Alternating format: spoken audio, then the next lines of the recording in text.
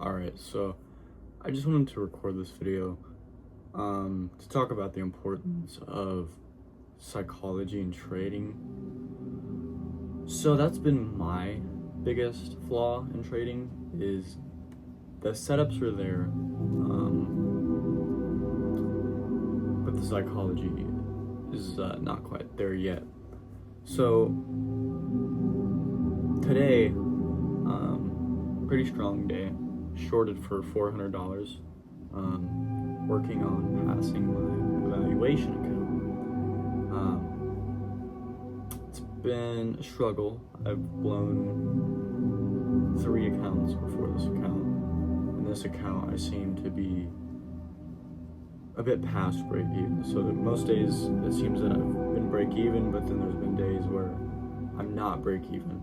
And I'd like to talk about what is happening on those days that is making me so profitable, and what is happening on those days that is making me lose money. So I think a big thing in the markets is obviously your mind is the real market. Like, most losses come from emotions. Like, they don't come from your strategy failing. They come from me being up $400 today and me actively knowing and choosing to trade a later session that I know has no volume. Absolutely no volume. I know trading in that session specifically has nuked 3 of my accounts. I know trading in that specific session has been the reason that I am so break even. But my mind is like, well, you pulled it off earlier, you can pull it off again. And that's just not quite the case. So another one is impatience kills accounts. So it's like, how do I put this? Like, tonight, I was bored. I've been going through a lot of personal issues, a lot of setbacks in life, and I've been really extremely bored because I've just put a toxic relationship past me, and I don't know what to do with my time. Before, even though it was toxic, arguing filled all my time. Like, that's all I ever did was argue with this certain woman, and she just took all my energy. That was a big reason why I couldn't pass accounts. So if you have someone that is draining your energy or just messing with your mind, either, maybe they know it, maybe they don't, that is going to be a big part of why you can't go forward. Revenge trading is a trap. It's your mind saying, oh, this would be a quick way to make money, or I see a good setup, but you're ignoring all of the other things, like the kill zone. That's when you should trade. Anything out of the kill zone, it is sometimes quite the gamble, because you literally there's no volume. You don't have enough volume to push those moves in the direction that you need. So when you lose $50, you're beating yourself up. Well, the setup was there. Well, maybe I'm not a good trader. No, it's not that. It's depending on your framework or your trading strategy. Mine is ICT.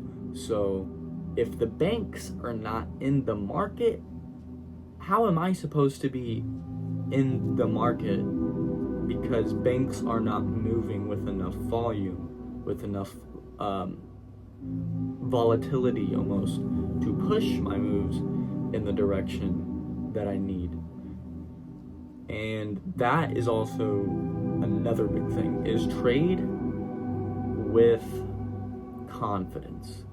And you can't trade with confidence if you are trading in a choppy, low volume, type of session. Okay? And another thing is fear of missing out creates fake setups. Like this whole video is literally about psychology. So how do I frame this in a way that's going to make sense to some people? If there is a girl you like, and there have been guys talking to her here and there, and you're scared of missing out, well, that fear of missing out on that girl might drive you to do something or say something that you wouldn't have done, or that's stupid, because you're acting on the emotion that you're going to miss out. You're acting on the fact that other guys are talking to her, and there's just no genuine, I don't want to say interest, because you could be interested in her, but your mind isn't on her as a person. It is on the fear that someone could snatch her up, and your options are therefore limited. So it's kind of the same principle where you're scared that these buyers or sellers are going to snatch that position up, or maybe that you're going to miss out, and you enter, but you don't see that.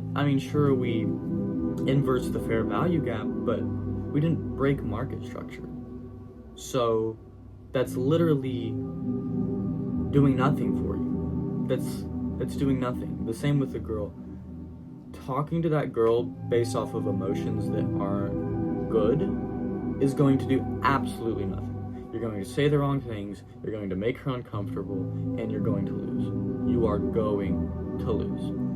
And I honestly had to partly make this video for myself, because I was laying in bed. I don't have many friends.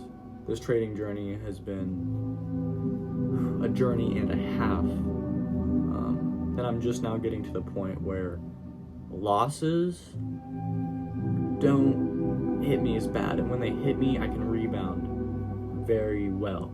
So I don't stay in bed and wonder, oh my God,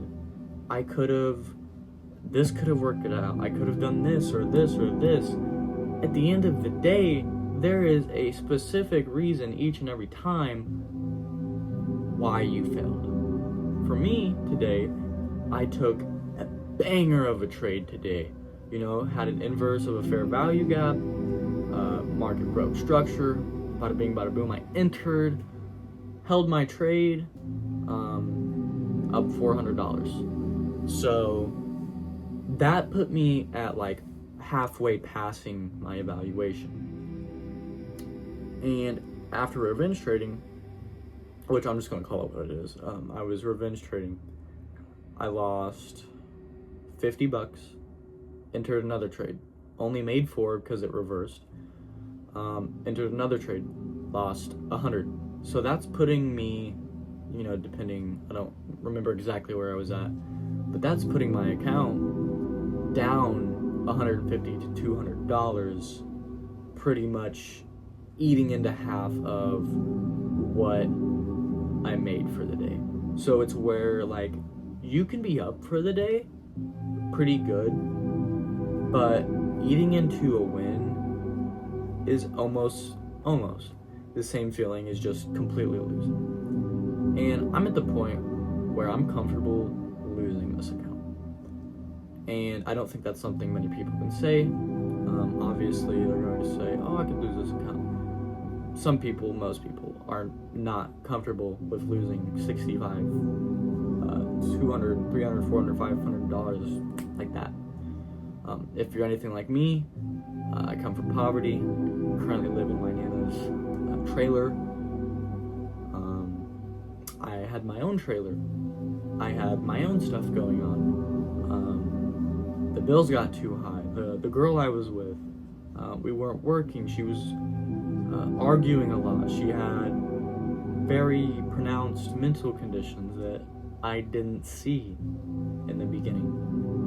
And I think that's a good segue into another piece is, if you are acting on emotion in the market, you aren't going to see what you could have done. You aren't going to talk to that girl, like I said, with confidence. You're not going to execute with confidence, okay? And one thing I do give myself credit for today is my losses. So one of them, I think, was like $50. Another was like 100, okay? For a prop account, that's really nothing. But, you know,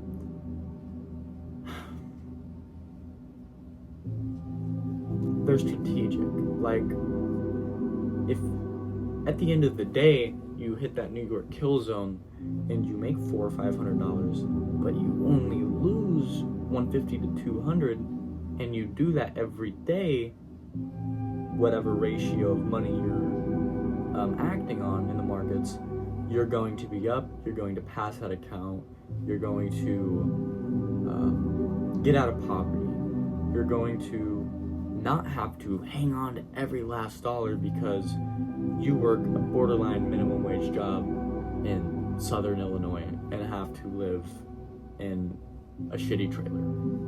So I think this is I think this is something that's going to be good for the both of us.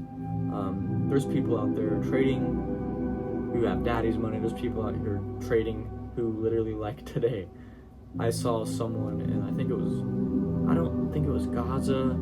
It was some third world country that had been recently attacked, and they are literally finding a way to have power. They are finding a way to have a tent, some kind of thermal insulation so they can trade, and it doesn't matter if they lose. Do you want to know why? Because at the end of the day, they are trying, they are putting in that effort, and at the very end of the day, at the very end of the week, metaphorically, they will be up. They will make money, and they will get out of their situation. So those are a few topics that I've been wanting to touch on. Okay. And consistency beats intensity.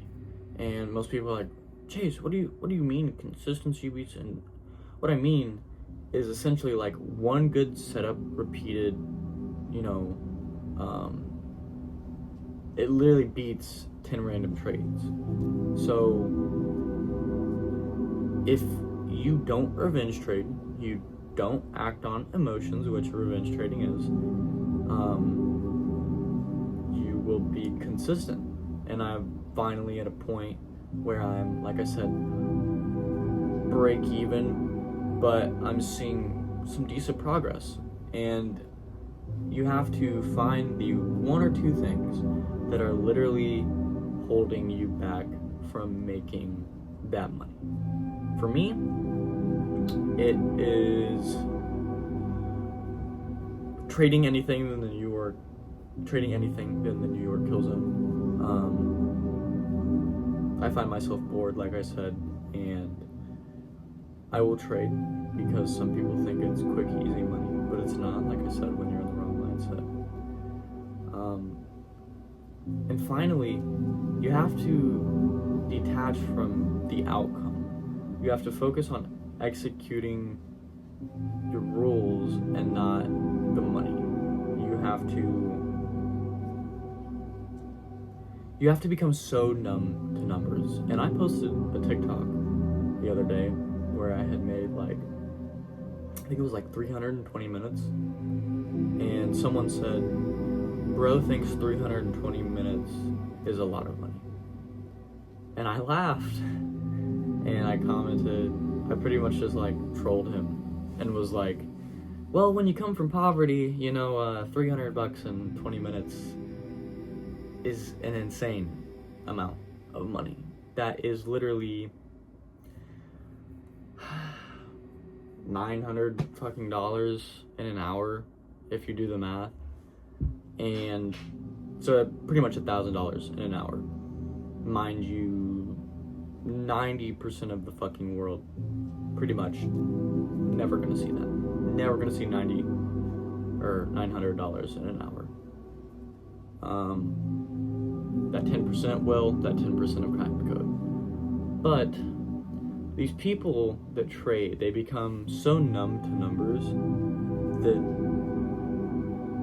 when they do have their breakthrough, when they do make it, they don't realize, oh, in a minute I just made $150, which is a bit more than what the average person makes per day working an 8 to 9 hour job in Southern Illinois, even, you know, some northern states. So I think a lot of the time when people get into the headspace of being numb to numbers, like, it's a good thing, don't get me wrong, like, you have to not be too emotional with these numbers, but when you start seeing $300 as nothing, you're just kind of a fucking dick. Like, I'm sorry, but when I'm on a beach in 5 years, in fucking wherever, Florida, fucking California, out of the States, I don't know, I'm not gonna think, wow, I just hit a $10,000 trade. You know, that's pretty good. I'm just gonna go buy a $2,000 hotel and I'm just gonna fuck off for the day. Like, of course, I mean, I will do that, but in the back of my mind, I'm going to always be telling myself, you made it. You literally made this person's salary in this amount of minutes, and that is crazy, and that is from hard work, that's from discipline, that's from not doing literally everything we just talked about. So be numb to numbers, because it does help the market, your market psychology, but don't be overly numb to numbers. So that's it, guys. This is my first trading video. Pretty good trading day. Just goes to show you that you could be up. I mean, I know this is still an evaluation account, but you could be up 2x what you made today and still feel like shit because you didn't execute on certain rules. But you have to give yourself grace. You have to give yourself time to implement these rules. And at the end of the day, just know some people aren't cut out for trading. Some people literally will never be able to stop bleeding money, to hit break even, to actually make money in a day. And that's just the hard truth of it. So I hope you guys apply the lessons that I have unfortunately had to slowly apply and still am applying. But this has just been informative. A very informative video. I'm not really expecting any likes or many views on this right now, because again, doing YouTube is a lot like trading. You're gonna have to put in the work, you're gonna have to put in the hours. So I will see you guys later.